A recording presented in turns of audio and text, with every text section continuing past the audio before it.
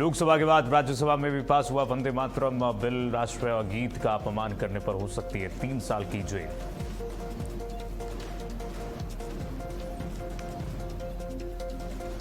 Paper leak पर संसद का बड़ा कदम पास हुआ। परीक्षा बिल 10 साल तक की सजा और 10 करोड़ तक के जुर्माने के प्रावधान। गृह मंत्री अमित शाह पर राहुल गांधी का सीधा हमला। कहा हर हाल में चाहिए अमित शाह का इस्तीफा। वो देश को बताएं किसके कहने पर हुआ पैलेट गन का इस्तेमाल।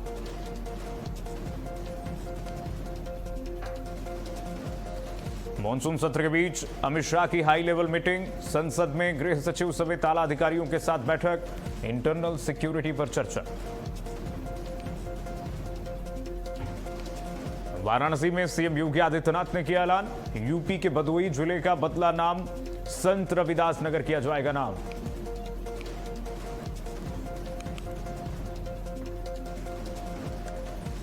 नमस्कार, बहुत स्वागत है आपका। भारत अपडेट देख रहे हैं आप। मैं हूं आपके साथ कीर्तिमान सिंह। बुलेटिन शुरुआत करते हैं बड़ी खबर के साथ। शिवराज सिंह ने सीएम मोहन यादव को चिट्ठी लिखी है। मध्य प्रदेश के मुख्यमंत्री मोहन यादव को शिवराज सिंह चौहान ने, केंद्रीय कृषि मंत्री ने चिट्ठी लिखी है। एमपी सरकार मूंग खरीद में तेजी लाए। शिवराज सिंह चौहान ने डॉक्टर मोहन यादव को चिट्ठी लिख करके ये कहा है, एमपी सरकार मूंग खरीद में तेजी लाए। मूंग खरीद मामले में केंद्र ने राज्य को दोषी ठहराया।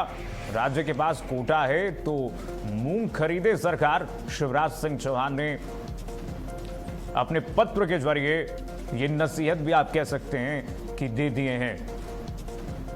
शिवराज सिंह चौहान ने अपने पत्र में लिखा है कि राज्य के पास अगर कोटा है, मध्य प्रदेश के पास कोटा है तो मूंग खरीदे सरकार, उसमें तेजी लाए। एक और बड़ी खबर इस बीच आपको बता दें, राहुल गांधी की प्रेस कॉन्फ्रेंस में राहुल गांधी ने जमकर निशाना साधा है केंद्र सरकार पर।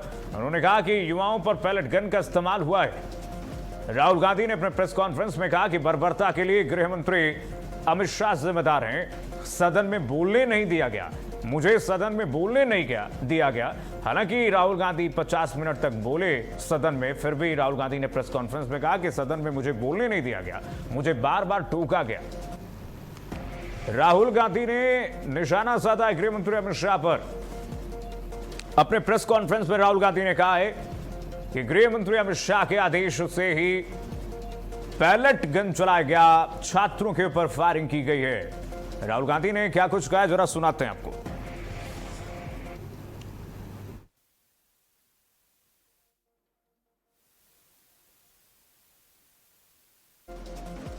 राहुल गांधी ने जमकर निशाना साधा। राहुल गांधी कह रहे हैं कि युवाओं पर फायरिंग की गई है, जेएनजीज पर फायरिंग की गई है और यह फायरिंग गृह मंत्री अमित शाह के आदेश से हुई। एक और बड़ी खबर इस बीच आपको बता दें, लोकसभा में anti paper leak bill pass हो गया है और लोकसभा कार्यवाही कल सुबह 11 बजे तक स्थगित कर दी गई है। हंगामे के बीच ध्वनिमत से पेपर लीक बिल पास हो चुका है। Anti paper leak bill pass हो गया है। हंगामे के बीच हालांकि ध्वनिमत से इस बिल को पास करा लिया गया। विपक्ष के हंगामे के बीच इस पेपर लीक बिल को पास करा दिया गया। संशोधन पर चर्चा के बाद बिल पास हो चुका है। राहुल गांधी समेत तमाम कांग्रेस पार्टी और विपक्ष के नेताओं ने, अखिलेश यादव ने भी जमकर प्रहार इस दौरान किया। सदन में हंगामा बरपा, लेकिन इस बीच इस बिल को पास करा लिया गया। कल सुबह 11 बजे तक के लिए सदन की कार्रवाई स्थगित फिलहाल कर दी गई है। एक और बड़ी खबर आपको बता दें, किरण रिजिजू ने कहा कि माफी नहीं मांगे राहुल गांधी तो सदन नहीं चलेगा। पक्ष और विपक्ष की तरफ से ऐसे ही बयान देखने को मिल रहे हैं। किरण रिजिजू अब कह रहे हैं कि माफी अगर राहुल गांधी नहीं मांगे, जो उन्होंने इडियट शब्द का इस्तेमाल किया और जो आपत्तिजनक शब्दों का उन्होंने इस्तेमाल किया, इस पर किरण रिजिजू का कहना है कि राहुल गांधी सदन और देश से माफी मांगे, नहीं तो सदन नहीं चलेगा। गृह मंत्री के बयान पर राहुल गांधी माफी मांगे, राहुल गांधी को माफी मांगनी पड़ेगी। फायरिंग वाले आदेश की कॉपी दिखाए राहुल गांधी। इंक्वायरी का बात नहीं मांगा, राहुल गांधी जी ने इंक्वायरी का बात नहीं किया, उन्होंने सीधा नाम लेकर के फायरिंग ऑर्डर का बात किया। कैसे बात कर सकते हैं आप? ये आप समझते हैं कितना गंभीर आरोप है? आप अगर इंक्वायरी का मांग करते हैं वो ठीक है, हम मानते हैं अखिलेश जी, अरे अखिलेश जी आप जो कह रहे हैं वो अलग है, राहुल गांधी जी ने जो बात कहा बिल्कुल अलग बोला है। एक ही नहीं, ये गलत बात। आपको राहुल जी, आपको देखिए ये बहुत सीरियस है, आपको माफी मांगना होगा, या तो आप खेत पटक कीजिए, अपना शब्द को वापस लीजिए। आपने बहुत गंभीर झूठा आरोप लगाया है, ये बहुत गंभीर है, ऐसा मत कीजिए, आपका शब्द बहुत गलत बात है। देखिए माननीय प्रतिपक्ष के नेता, मेरा आपसे आग्रह है, एक मिनट आप विधेयक के बोलो है, और आप कोई भी तथ्य कोई भी बात कहें तो आप खुद इंक्वायरी कर खुद निर्णय की स्थिति में नहीं बने। ये आप विषय कह सकते हैं कि इस लाठीचार्ज की इंक्वायरी होना चाहिए, लेकिन आप किसी व्यक्ति विशेष, अखिलेश ने भी कहा, आप इंक्वायरी की बात कर सकते हैं, लेकिन आप कहें कि नाम लेकर किसी का कहें, ये उचित नहीं है। आइए बढ़ेंगे आगे। एक और बड़ी खबर इस बीच आपको बता दें, मुख्यमंत्री योगी आदित्यनाथ ने बहुत बड़ा ऐलान किया है। भदोही जिले का नाम अब बदल दिया जाएगा। उत्तर प्रदेश के भदोही जिले का नाम बदल दिया जाएगा। यूपी के भदोही का नाम अब संत रविदास होगा। भदोही जिले का नाम समाजवादी पार्टी ने बदला था, संत रविदास नगर नाम किया गया था। अब फिर से पुरानी पहचान बहाल होगी। इसका ऐलान उत्तर प्रदेश के मुख्यमंत्री योगी आदित्यनाथ ने कर दिया है। भदोही जिले का पुराना नाम अब बहाल होगा, जिसमें संत रविदास का नाम हटा दिया गया था समाजवादी पार्टी सरकार द्वारा। अब संत रविदास के नाम से ही, पुराने नाम से ही भदोही जिला जाना जाएगा। फिर से उस नाम को बहाली की जाएगी। मुख्यमंत्री योगी आदित्यनाथ ने वाराणसी में काशी के मंच से ये बड़ा ऐलान किया। मुख्यमंत्री ने कहा कि बांटने वालों के आदर्श, यानी कि समाजवादी पार्टी के आदर्श बाबर और औरंगजेब रहे हैं, लेकिन हमारी परंपरा संत रविदास से है, इसलिए भदोही जिले का नाम हमारी सरकार फिर से बहाल करने जा रही है। संत रविदास नगर के नाम से अब भदोही की पहचान होगी। सुनिए क्या कुछ कहा मुख्यमंत्री ने। बहनों और भाइयों, मुझे बताते हुए प्रसन्नता है कि हमारी सरकार ने बाबा साहब भीमराव अंबेडकर के नाम पे कन्नौज के मेडिकल कॉलेज का नामकरण फिर से किया। हमने औरैया के मेडिकल कॉलेज का नामकरण लोक माता हिल्याबाई होलकर के नाम पर किया। और समाजवादी पार्टी ने एक पाप और किया था, सदगुरु रविदास जी महाराज के नाम पर बने हुए जनपद का नाम भी हटा दिया। आज मैं फिर कह रहा हूं, फिर से भदोही को संत रविदास नगर के नाम पर ही जाना जाएगा। संत रविदास नगर के रूप में 650वीं जयंती के अवसर पर सदगुरु रविदास जी महाराज के प्रति हमारी आस्था, फिर से भदोही संत रविदास नगर रहेगा और उसके नाम पर हम लोग इस कार्रवाई को आगे बढ़ाएंगे। एक और बड़ी खबर इस बीच आ गई है। लखनऊ साइबर क्राइम पुलिस की बड़ी कार्रवाई हुई है। ई सिम एक्टिवेशन फ्रॉड गैंग का खुलासा हो गया है। ई सिम एक्टिवेशन फ्रॉड गैंग का खुलासा हो गया है। डिजिटल अरेस्ट से 70 लाख की साइबर ठगी, पीड़ित को 7 दिन तक डिजिटल अरेस्ट रखा था। एटीएस पुणे अधिकारी बनकर के कॉल किया गया था। इस मामले में 70 लाख की ठगी की गई थी। पुलिस ने 2 आरोपियों को इस मामले में गिरफ्तार किया है। 35 लाख रुपए की रकम 3 खातों में इन्होंने फ्रीज किया था, रखा हुआ था, जिसको फ्रीज कर दिया गया है। ये देखिए जरा, ये आरोपी की तस्वीर। इसके साथ एक और है आरोपी जिसको दबोच लिया गया है। डिजिटल अरेस्ट से 70 लाख की साइबर ठगी मामले में पुलिस ने बड़ी कार्रवाई की है। पीड़ित को 7 दिन तक डिजिटल अरेस्ट रखा था। एटीएस पुणे के अधिकारी बनकर के कॉल किया गया। अब जो साइबर क्राइम क्रिमिनल्स हैं उन्होंने कॉल किया। उसके बाद पुलिस ने इस मामले में तफ्तीश की, साइबर क्राइम पुलिस ने, और 3 खातों में 35 लाख रुपए की रकम इन्होंने जो रखी थी उसको फ्रीज किया गया। लखनऊ साइबर क्राइम पुलिस की बड़ी कार्रवाई हुई है। ई सिम एक्टिवेशन फ्रॉड गैंग का यह खुलासा हुआ है। एक नए तरह का फ्रॉड जिसे आप भी अलर्ट हो जाइए। एक और बड़ी खबर इस बीच आपको बता दें, राजधानी लखनऊ से अंतर्राज्यीय गिरोह का सरगना गिरफ्तार हुआ है। एटीएस ने 25,000 के इनामिया को पकड़ा है। पश्चिम बंगाल के मुर्शिदाबाद से सद्दाम को अरेस्ट कर लिया गया है। फर्जी भारतीय दस्तावेज तैयार करने का आरोपी है ये। इसे गिरफ्तार किया गया। पश्चिम बंगाल के मुर्शिदाबाद से सद्दाम नाम के इस आरोपी को अरेस्ट किया गया है। फर्जी भारतीय दस्तावेज, फर्जी इंडियन डॉक्यूमेंट्स जो है वो तैयार करता था। इस आरोप में इसे दबोचा गया है। अंतर्राज्यीय गिरोह का यह सरगना जिसे गिरफ्तार किया गया है। एटीएस ने 25,000 के इनामिया को पकड़ा है। पश्चिम बंगाल के मुर्शिदाबाद से सद्दाम नाम के इस आरोपी को दबोचा गया है। बढ़ेंगे आगे। बुलंदशहर में कांवड़ यात्रा को लेकर के प्रशासन पूरी तरह से अलर्ट है। भारत अपडेट की टीम ने कांवड़ मार्ग का जायजा लिया है और हरिद्वार से जल लेकर के लौट रहे कांवड़ियों से व्यवस्थाओं की जानकारी ली है। कांवड़ियों ने पुलिस और प्रशासन की तैयारियों की सराहना करते हुए बताया कि रास्ते में हर जगह सुरक्षा और सहयोग मिल रहा है। इस दौरान एक कांवड़िए की अनोखी तस्वीर भी सामने आई जिसमें उसने कांवड़ में एक तरफ गंगा जल और दूसरी तरफ छोटे बच्चे को बैठा हुआ था और वहीं कमिश्नर और डीआईजी ने अनूप शहर के गंगा घाटों का निरीक्षण करके सुरक्षा, साफ सफाई और बिजली, पानी और अन्य व्यवस्थाओं का जायजा भी लिया है। देखिए जरा तस्वीर आपको दिखा दें किस तरह सुरक्षा के पुख्ता इंतजाम किए गए हैं। वो उत्तराखंड की जो पुलिस वाले हैं वो अच्छे से काम नहीं कर रहे हैं। जैसे रोड क्रॉस कर रहे हैं हम तो रोड क्रॉस नहीं करा रहे हमको। उत्तर प्रदेश में कैसी व्यवस्था और उत्तर प्रदेश सरकार को क्या कहना चाहेंगे? उत्तर प्रदेश सरकार एकदम बढ़िया है। मैं तो भोले बागेश्वर धाम जाऊंगा बाबा जी के दर्शन के लिए। कहाँ के रहने वाले हैं बोले आप? मुजफ्फरनगर के। कितने तारीख को पहुँचने का आपने अपना टारगेट रखा है? 10 तारीख। तो रास्ते में कैसी व्यवस्थाएं मिली हैं आपको? रास्ते में बोले बढ़िया एकदम सब। पुलिस व्यवस्थाएं मिली हैं? बढ़िया एकदम। सरकार के द्वारा अन्य कोई व्यवस्थाएं, साफ सफाई शिविर आपको मिले हैं? बहुत बढ़िया है सब। बहुत जितनी कम तारीख हो उससे बहुत ज़्यादा बढ़िया है। तो उत्तर प्रदेश सरकार के लिए क्या कहना चाहेंगे? उत्तर प्रदेश बहुत बढ़िया सरकार है। बहुत अच्छे से भोले का ध्यान रख रही है।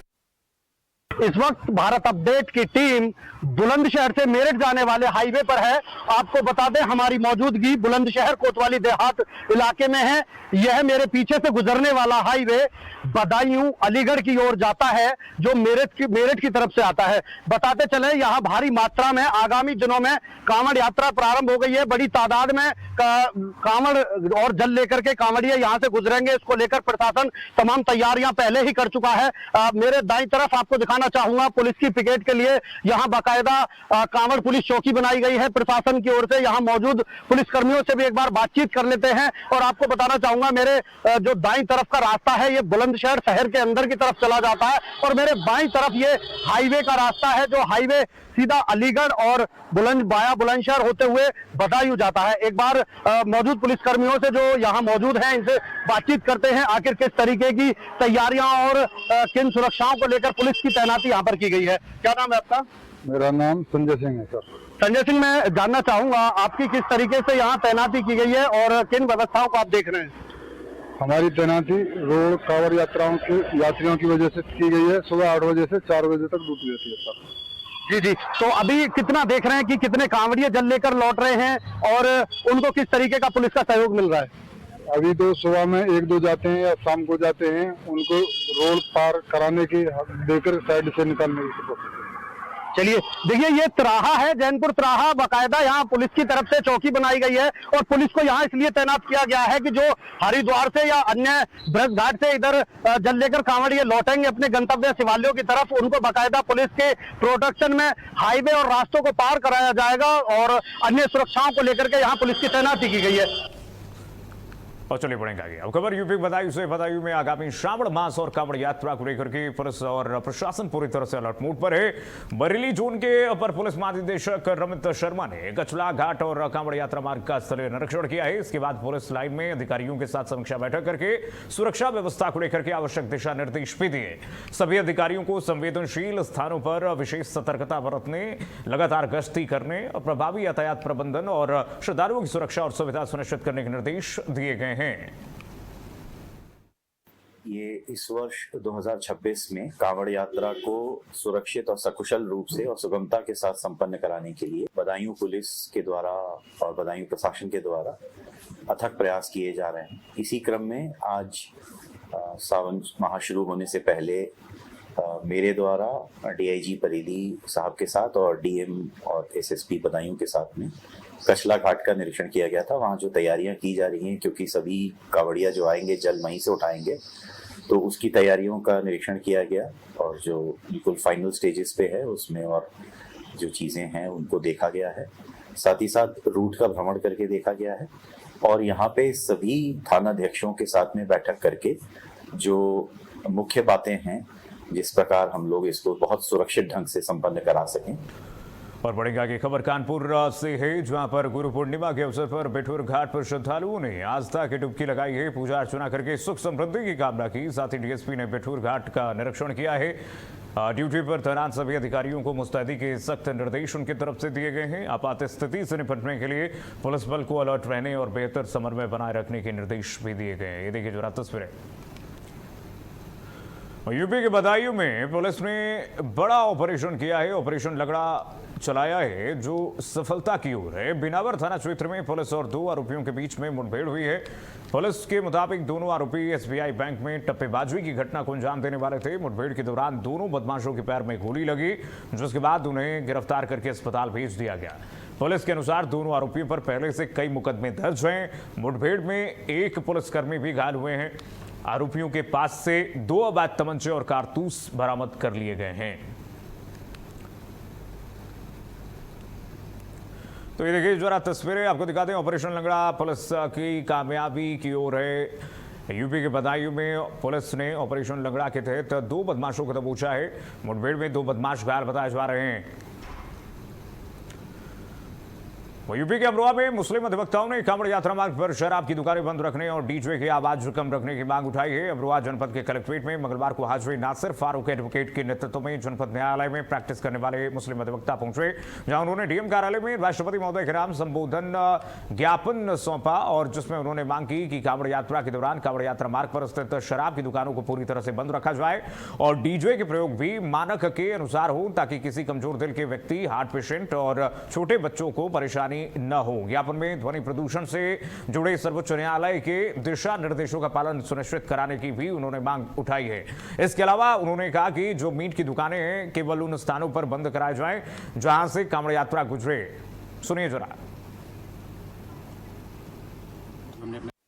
हमने महामहिम राष्ट्रपति जी के माध्यम से सभी उत्तर प्रदेश के जिलाधिकारियों को अवगत कराया है कि सुप्रीम कोर्ट की गाइडलाइन है, उसके हिसाब से कांवड़ जो आज शुरू हो रही है उसको दिशा निर्देश करने के लिए ये हमने ज्ञापन सौंपा है जो जिलाधिकारी जी के माध्यम से, कि एक तो डीजे के जो मानक हैं, ध्वनि मानक, वो मानकों के अनुसार बजे, जिससे हार्ट पेशेंट, स्कूल विद्यार्थियों को कोई परेशानी ना हो। और दूसरा एक पॉइंट ये था कि शराब वाला जो मसला है कि जहाँ जहाँ से कांवड़ गुजरे वहाँ शराब की दुकानें पूर्ण रूप से बंद हो। और तीसरा एक हमारा जो पिछले उसमें भी हमारा एक पॉइंट था, हमने पीछे भी एक ज्ञापन दिया था डीएम साहब को कि जो मांस की दुकानें हैं सिर्फ वो बंद हो जहाँ से कांवड़ गुजरता है, जहाँ कांवड़ नहीं गुजरता वो दुकानें ना बंद कराई जाए। रूस यूक्रेन युद्ध की भयावह ने कानपुर के एक परिवार की खुशियां छीन ली है। मर्चेंट नेवी में चीफ ऑफिसर के पद पर तैनात सागर गुप्ता की ड्रोन हमले में मौत हो गई है। कई दिन बीत जाने के बावजूद परिवार को अब तक न तो कोई आधिकारिक सूचना मिली है इस बारे में और न ही उनके पार्थिव शरीर को भारत लाने की कोई स्पष्ट जानकारी मिल रही है, जिसके बाद अब परिजनों की चिंताएं और बढ़ गई हैं। पीड़ित परिवार लगातार सरकार और संबंधित कंपनी से सागर के पार्थिव शरीर को भारत वापस लाने की गुहार लगा रहा है, लेकिन पीड़ित परिवार को अभी भी कोई मदद नहीं मिल पाई है। पीड़ित परिवार लगातार मदद की गुहार लगा रहा है और लगातार सरकार से, प्रशासन से मांग कर रहा है कि सागर के शव को वापस भारत लाया जाए। इनकी शिप रसिया में थी, यूक्रेन ने 2 ड्रोन इनके ऊपर शिप पे डाले हैं इनके, तो ड्रोन फट जाने के कारण जो है वो ऑन स्पॉट ख़त्म हो गए बिल्कुल। इसकी जानकारी हमको उन्हीं के शिप में, उन्हीं के मिलने वालों ने हम लोग को यहाँ तक पहुँचाई है। 2 दिन तक का कोई हम लोग को कोई विश्वास नहीं हुआ, लेकिन कुछ जानकारी करने के लिए हम लोगों ने इधर उधर हाथ पैर मारा, तब पता चला कि ऐसी घटना हुई है। ये 18 तारीख हुई है, हम लोग को जानकारी 3-4 दिन बाद हुई है। और वहाँ की सरकार से, यहाँ की सरकार से हम लोग को अभी कोई भी मदद नहीं मिली। खाली सिर्फ मैथानी जी आए थे, वो अनुशासन हम लोग को दे के गए, बोल के गए कि हम जो भी मदद होगी आप हमसे बताइए, हम आइए बढ़ेंगे आगे। मेरठ के मवाना में एक स्ट्रीट शूटर द्वारा कपड़ा कारोबारी युवक को गोली मारने का मामला आया सामने, जहां पर जानकारी के मुताबिक स्ट्रीट शूटर 30 मार खान ने सलमान नाम के दो युवक को गोली मार दी और सलमान नाम के एक युवक को गोली मार दी और गोली युवक की कमर में लगी, जिससे वो गंभीर रूप से घायल हो गया। बताया जा रहा है कि आरोपी रजा उर्फ 30 मार खान ने मामूली घास होने के बाद सलमान को गोली मार दी और फरार हो गया। घायल युवक को पहले स्थानीय अस्पताल में भर्ती कराया गया, जहां प्राथमिक उपचार के बाद उसकी गंभीर हालत को देखते हुए मेरठ रेफर कर दिया गया। वारदात के बाद आरोपी 30 मार खान मौके से फरार हो गया। पुलिस उसकी गिरफ्तारी के लिए लगातार दबिश दे रही है। फिलहाल पुलिस पूरे मामले की जांच में जुटी हुई है और आरोपी की तलाश जारी है। तो यूपी के मेरठ से मामला सामने है, जहां पर हिस्ट्री शूटर ने युवक को गोली मार दी। घायल को अस्पताल में भर्ती कराया गया है, हालत गंभीर बनी हुई है। इस दौरान आरोपी के घर के बाहर देखिए किस तरह से भीड़ लग गई। पुलिस वहां पर पहुंची है। पुलिस क्या कह रही है इस मामले में, सुनिए जरा। देखिए, आज दिनांक 28 जुलाई को थाना मवाना पर शाम को एक सूचना प्राप्त हुई कि एक व्यक्ति की गोली लगी है कहीं के कस्बा इलाके में। इसमें तत्काल ही संज्ञान लिया गया। वह जो चोटिल व्यक्ति है जिसका नाम सलमान पुत्र इकरामुद्दीन है, इसको उपचार हेतु अस्पताल में भर्ती कराया गया है। इसके जो है शोल्डर पर एक व्यक्ति जो कि कस्बे का ही रहने वाला है और पूर्व से HS है, जिसके ऊपर गंभीर धाराओं में मुकदमा पंजीकृत है, उसने गोली चलाई है। प्रारंभिक पूछताछ में पता चला है कि इनकी कोई पहले से रंजिश चली आ रही थी, उसी के तहत ये घटनाक्रम हुआ है। इसमें जो सलमान है उसको उपचार के लिए भर्ती कराया गया है और उसकी जो सिचुएशन आउट ऑफ डेंजर है। और यूपी मैनपुरी के दीवानी परिसर में तलाक के बाद समझौते की रकम छीनने का आरोप लगाते हुए एक महिला कोर्ट परिसर में ही फूट फूट कर रोने लगी। पीड़िता ने अपने पति और ससुर पर मारपीट करके 2 लाख रुपए छीन लेने का आरोप लगाया है। मामले की सूचना पुलिस को ही दी गई है। पुलिस शिकायत के आधार पर पूरे प्रकरण की जांच करके आवश्यक कार्रवाई की अब बात कह रही है। ये देखिए जरा, महिला किस तरह से फूट फूट कर रोने लगी कोर्ट परिसर के भीतर ही। यूपी के आगरा में खाद्य सुरक्षा विभाग ने मिलावटखोरों के खिलाफ सख्त कार्रवाई की है। उत्तर प्रदेश शासन के निर्देशों के बाद चलाए गए विशेष चेकिंग अभियान के तहत कागारौल, खेरागढ़ और चीपी टोला में 8 संदिग्ध खाद्य नमूनों को सील किया गया है। ये कार्रवाई सहायक आयुक्त के नेतृत्व में की गई है। विभाग की टीम ने खागारौल में BS धाकरे डेयरी से पनीर का नमूना लिया। खेरागढ़ स्थित वंश डेयरी से मिश्रित दूध का नमूना भरा गया। शहर के व्यस्ततम इलाके चिपीटोला में दीपचंद स्वीट से बेसन के लड्डू का सैंपल, पुष्पक मिष्ठान भंडार से दूध का सैंपल और सत्तो लाला कचौड़ी वाले से आलू के मसाले का सैंपल लिया गया। इसके अतिरिक्त मुकेश कुमार नामक सप्लायर से कलाकंद, बूंदी के लड्डू और मिल्क केक के नमूने भी लिए गए। मिलावटखोरों पर लगातार अभियान चलाया जा रहा है। मिलावटखोरों पर वार इस वक्त खाद्य विभाग छेड़ दिया है और लगातार खाद्य सुरक्षा विभाग छापेमारी कार्रवाई भी कर रही है। आगे बढ़ेंगे। पंजाब के मुख्यमंत्री भगवंत सिंह मान ने मंगलवार को राज्य में मुश्किल से हासिल की गई शांति, सांप्रदायिक सद्भाव, भाईचारे और आपसी मेलजोल को बनाए रखने के लिए राज्य सरकार की पक्की प्रतिबद्धता दोहराई है। पटियाला में एक शाम शिव के नाम कार्यक्रम के दौरान मुख्यमंत्री ने कहा कि पंजाब सरकार समाज के हर वर्ग के कल्याण के लिए लगातार काम कर रही है और एक ऐसे समानता आधारित समाज के निर्माण के लिए प्रतिबद्ध है जहां सभी धर्मों के लोग आपसी सम्मान और सद्भाव के साथ मिलकर के काम कर रहे हैं। श्रद्धालुओं की सभा को संबोधित करते हुए सीएम भगवंत सिंह मान ने कहा कि पंजाब एक उपजाऊ धरती है जहां नफरत के बीज को छोड़ करके हर बीज अंकुरित हो सकता है। हमारे राज्य में एकता का बंधन बहुत मजबूत है क्योंकि लोग हर त्योहार मिलजुल करके मनाते हैं। मैं इस मंच पर मौजूद सभी सम्मानित संतों और आध्यात्मिक गुरुओं को नमन करता हूं। हमारी सरकार सभी धर्मों का सम्मान करते हुए हर धर्म के कल्याण के लिए लगातार काम कर रही है। पंजाब की भगवंत मान सरकार ने सफाई कर्मचारियों और सीवरमैन के लिए बड़ा ऐलान किया है। सरकार ने शहरी स्थानीय निकायों में काम करने वाले हजारों कर्मचारियों को राहत देते हुए कई अहम फैसले लिए हैं। 3 साल से लगातार काम कर रहे आउटसोर्स सफाई कर्मचारियों को सीधे कॉन्ट्रैक्ट में लाया जाएगा। वहीं 5 साल की सेवा पूरी कर चुके कॉन्ट्रैक्ट कर्मचारियों और 2021 में भर्ती हुए कर्मचारियों को रेगुलर करने का फैसला भी किया गया है। इसके अलावा कॉन्ट्रैक्ट पर काम करने वाले सफाई कर्मचारियों का मासिक वेतन 1 अगस्त 2026 से बढ़ा करके 20,000 4,520 रुपए किया जाएगा। स्थानीय निकाय मंत्री हरजोत सिंह बैंस ने कहा कि सरकार सफाई कर्मचारियों के सम्मान और अधिकारों के लिए प्रतिबद्ध है, लगातार काम कर रही है। पंजाब की भगवंत मान सरकार ने बड़ा फैसला लेते हुए सफाई कर्मचारियों को बड़ी राहत दी है। अब हजारों कर्मचारियों को इससे सीधा फायदा मिलेगा। और चलिए इसी के साथ फिलहाल के लिए बस इतना ही। खबरें लगातार जारी, देखते रहिए भारत अपडेट।